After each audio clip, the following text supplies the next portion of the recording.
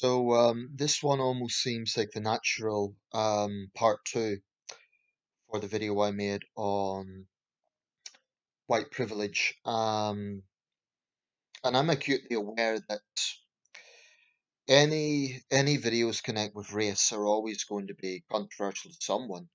It's unavoidable. The only option would be to just not talk about the issues at all, to just sit on the fence, just not talk about them.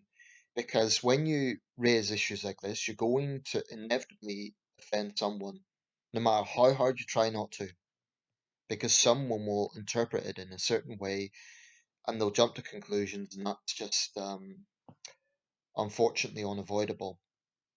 But I stand by everything I say. Um, if I make mistakes about anything, and I found out that I've been factually wrong about something, I will always correct that. I will always say, yeah, I got that wrong. Um, but in terms of conviction, I am not going to stay silent about things I feel about. So regarding the last video, the white privilege one, I am simply not going to play this game where like some white people do, where they feel that the only way to kind of be seen as virtuous is by bowing their heads in shame. I mean, there were some videos going around. I don't know if it was a spoof or it was if they were real or not, but it purported to show Black Lives Matter activists going up to white people with face masks on, presumably during the protest, and asking them if they could just apologize, get down on their knees and apologize. And one white woman actually did. But whether that was all parody or something, I'm not sure. But the way certain white liberals think and certain white people on the left think, it wouldn't at all surprise me if that was actually the case. And the purported Black Lives Matter activist was actually a troll trying to expose how silly they can be. Um, right, so the last video was about white privilege. This one is going to be about Black Lives Matter. Um, and I don't want to get into a big, lengthy analysis about the entire group's history, but rather their basic core message and the implications of that. So, Black Lives Matter, we know, formed around the mid 2010s, and it was a response to high profile deaths of black men at the hands of, in most of those cases, white police officers. But, like I say, that is certainly not the whole picture. There will be examples of black police officers killing black suspects, white police officers killing white suspects, Hispanic police officers killing white suspects, Hispanic police officers killing black suspects, black officers killing Hispanic suspects. You'll get all of that. But the only focus there is white officers killing black men. Right. So they kind of formed as a movement in response to this because they were saying that it's disproportionate number of black men who are dying. Now, I still think there are a lot of situations and a lot of specific incidents that do demand serious questions. I was always uncomfortable with the death of Eric Garner, and I've seen all the excuses made for that. Some of similar excuses are now being used for the death of George Floyd. But I've just watched an interesting video by Candace Owens. She is known as a conservative activist. I'm not overly familiar with her, but I've done a little bit of research. I looked up her background. She's known for being a black Trump supporter. Um, I'm not going to endorse her support for Trump because I don't support Trump. I think he's a disaster. But leaving that aside, what she had to say was quite refreshing, or at least, she's thinking outside the box. Whether you agree or disagree with her, she's clearly thinking for herself.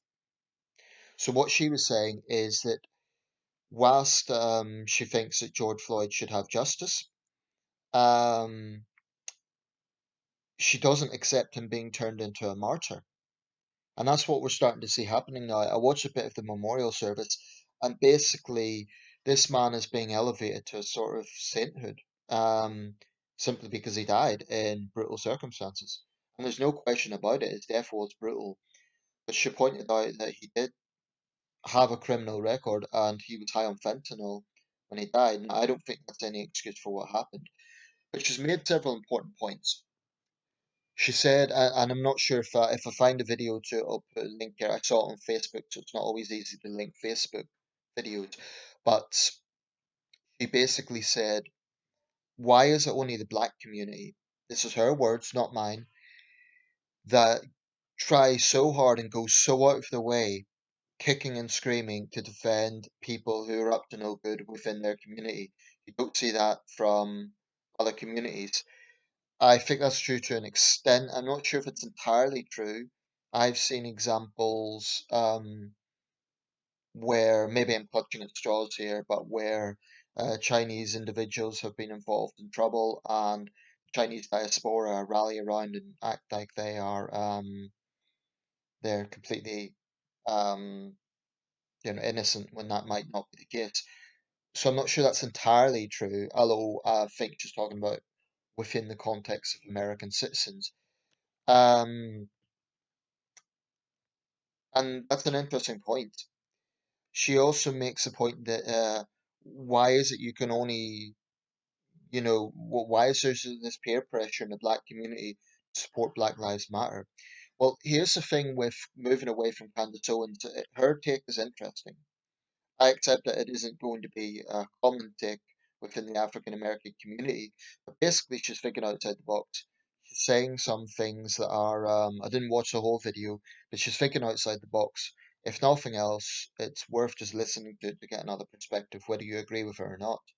I respect her for thinking outside the box. Even if I don't agree with every single thing she's saying, she's thinking outside the box, and that you know, I think for an African American to do that, it's actually a little bit risky because they can be accused of betraying the cause and worse. Um, right, so this thing about Black Lives Matter, their whole core thing is about black men dying in police custody. Now, where is the same level of outrage about the number of black men who would die in Chicago in any given weekend, which you could be absolutely sure will be more than one black man dying in Minneapolis? Even if you add up all the black men who've died from police shootings, that will still be less than the number of black men who've died in gang violence in America's major cities. That's just a fact. If you look at the statistics, if you look at the sort of problems that cities like Chicago face, the south side of Chicago is overwhelmingly black, and the problems there are absolutely chronic. So that has always been one of my core contentions with Black Lives Matter. Their stated issue is about they want to stop they want to reduce the number of black men dying, yet they are totally ignoring the main issue there. Um, and we're now seeing a situation where an increasing number of white people feel that they have to endorse Black Lives Matter, otherwise they're going to be accused of being racist, or they feel it's compulsion to do so. I mean, I think it's a bit ridiculous that Lewis Hamilton, for example, is pressuring other racing drivers to take a stance. No, Lewis Hamilton, they don't have to actually. Why do racing drivers need to take a stance on the death of a black man in police hands that's already being prosecuted? Derek Chauvin is already facing trial. And as Candace Owens actually pointed out, there is very few white people clamoring to make out Derek Chauvin to be a victim. There's very, very few white people trying to say, oh, he's being treated unfairly or anything like that. I've even seen most white conservatives have not backed Derek Chauvin because they know his behavior was unacceptable. I've seen very, very few people back him, even less so than in other cases. In other cases, you will get some right wingers who attempt to make excuses. In this situation, I've seen very few people try to seriously do that. Um, so let's just be clear about that. There is no one defending Derek Chauvin except his defense lawyer, which he's entitled to. He'll be entitled to due process. And I do, for the record, I hope he gets it. Not because I don't want him to face justice, but I hope it's not a media trial. I mean, this guy's been. It looks like even the other officers are going to abandon him now. His wife's filed for divorce. He's probably the most hated man in America. I'm a little wary of that because his due process will matter. It will. I think, you know, I've looked at this from several angles. I think there's no justification for the way he behaved, but he still deserves due process as any other American would. Now, why is Black Lives Matter so mute on black gang violence? They will say, oh, of course those issues matter.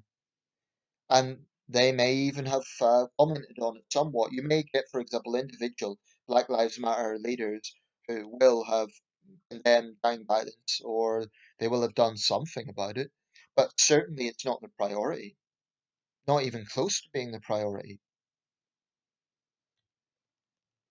Because the whole narrative right now is, I mean, I have to say, Al Sharpton's rhetoric, I don't think that was healing. I think it was inflammatory, saying that you have kept your knee in our throats for 400 years. He knows what he's doing, and to me, that's inflammatory language. Who is you, white America? Including all those white liberals that are backing the movement? On CNN, they were discussing how white America is changing its attitude. The truth is, white liberals have always had that attitude. Some of the most vocal supporters of Martin Luther King after the Selma events were white liberals. And some of them, by the way, paid with their lives. So I'll also make this point. Sometimes I've been critical of white celebrities virtue signaling, but it doesn't mean that I'm against all white people who take a stand on this. It doesn't mean that I think every white person who is concerned about the issues is just virtue signaling. I think some of them are sincere in that. Um, what I would say though is they also need to be aware of the issues I'm talking about and how they can be used in a sense. Candace Owens said something. White liberals only care about black lives every 4 years when it's election time. I don't entirely agree with that. I think just being a bit harsh in that assessment. Um, but clearly there is a very, very rigorous identity politics conflict going on here. And it's very obvious that a lot of people are being pressured into groupthink.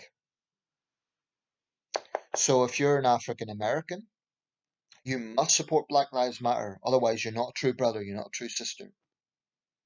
You don't care about your fellow black citizens.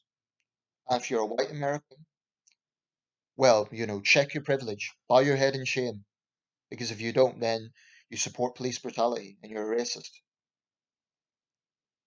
That's what I find so insufferable about the current situation is it is based on groupthink. It's based on absolutely pressurizing people into thinking a certain way. Black Lives Matter have said, don't judge us by the violence and the looting and so on. Okay, but have you condemned it? You may not be responsible for it, but have you condemned the death of David Dorn, the retired police officer in, I believe it was St. Louis? I think it was St. Louis. It may have been Louisville. I think it was St. Louis. Have they condemned that? What did he do to deserve to die? Is his life not as important as George Floyd's? So there seems to be a contradiction here. If the issue is about Black Lives Matter, why is it only black men who die at police hands whose lives matter? I think that's a valid talking point. Why is it black men killed in gang violence? Why do their lives not matter? And yeah, a lot of them will be involved in gangs. They're not saints, but you will also get black people being killed in the crossfire. Innocent black people. Yet Black Lives Matter seems to be mute on those issues. They might retort, so no, we've spoken out. No, you haven't prioritized it. You absolutely have not prioritized that, even though it is a major cause of young black men being killed in America. It's irrefutable. And incidentally, young black men being killed in Britain. in London and Birmingham. So I think there is a lot of dishonesty going on with what we're seeing right now in the narrative. Now, another thing I want to comment briefly on, there's been a lot of examples of police senior officers going out of their way to kind of reach out to the protesters to show that they're on side. They've been taking knees in London, in New York City, and other cities. Um, this has provoked mixed opinions. On one hand, it's kind of uplifting. It's kind of like, yeah, look, they're showing they're not all the same. They're in solidarity with the movement and so on. But one could argue they're doing that in uniform, so they're vocally taking a side of this debate. Um, I don't want to be a wet blanket, but is it really the best approach? I mean, certainly it will be good in terms of mending bridges, but then what happens when the same officers have to deal with black criminals after they've, hugged the leaders of Black Lives Matter and so on? They will then have to go out and deal with the looters and the rioters, some of them who are black. So I think they're putting themselves into a bit of an awkward position by doing that. It's sort of admirable, and it's going to be one of the historic images of this event. I mean, there's no question about that. The police chief of Denver was actually marching alongside protesters, peaceful protesters.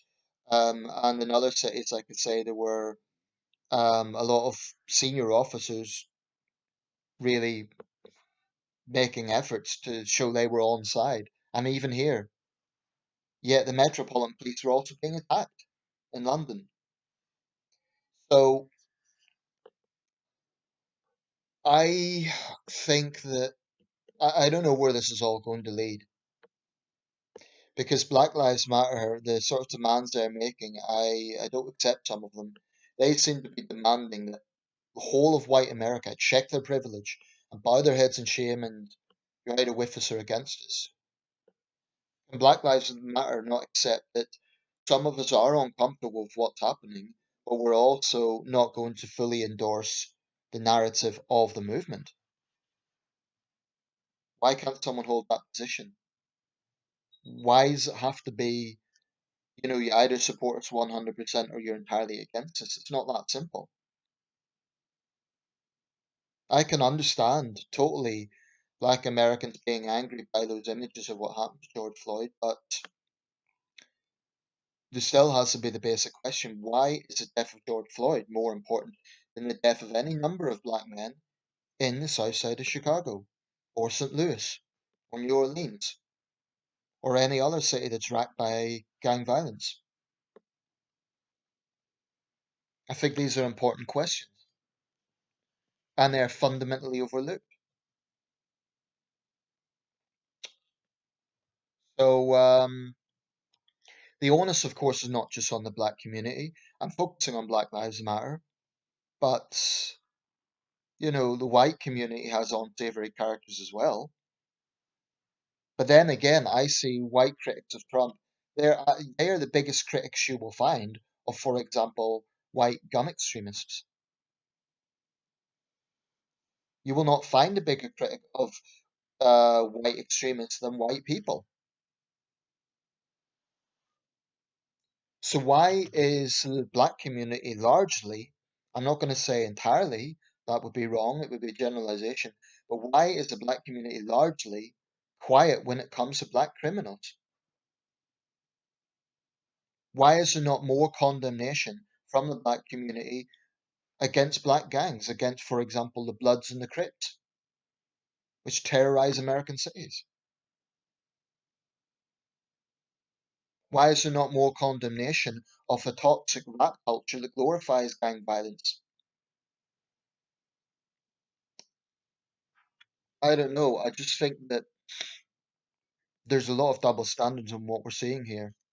And I think people are being pressurized. Like I say, if you're a black American, If you don't support Black Lives Matter, then you're a traitor to the cause. And if you're a white American and you don't support them, then oh, you're part of the problem. Check your privilege, bow your head in shame. That's the sort of mentality I'm seeing. And some people might think, well, I'll just not play the identity politics game. Unfortunately, even that's difficult because if you just have no opinion, then you just stay out of it.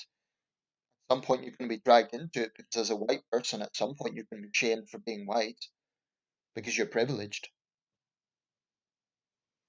And there has been some racist incidents during this violence where innocent white people have been randomly attacked. Now, if that isn't racism, if you have black people shouting out they're white, let's kick their ass, and this is verbatim. If that's not racist, then what is it? So I really just hope people think for themselves and don't just jump on the bandwagon with this.